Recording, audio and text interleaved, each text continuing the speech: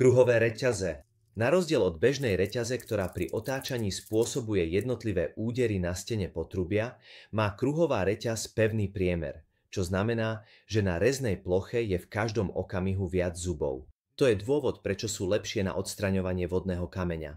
Všetky naše reťaze sú vyrobené z nehrdzavejúcej ocele, všetky tieto reťaze sú pripevnené k hriadeľu pomocou nastavovacích skrutiek a všetky tieto reťaze sú dostupné v rôznych veľkostiach a tvaroch. Ale na čo by som vás naozaj chcel upozorniť, je skutočnosť, že niektoré reťaze, ako môžete vidieť tu, táto reťaz má na reznej ploche pripevnené karbidové segmenty, čo znamená, že táto konkrétna reťaz je vhodná na liatinu a hlinu. Zatiaľ, čo napríklad táto tu nemá žiadne karbidové segmenty pripevnené na reznej hrane. To robí túto reťaz vhodnejšou pre PVC potrubia.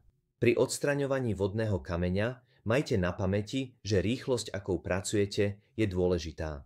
Ak otáčate hriadeľ rýchlejšie, reťaze sú skonštruované tak, že sú vyvážené a lepšie sa sami centrovanú.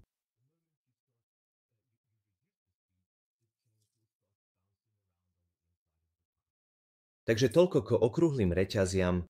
Ďakujem za vašu otázku.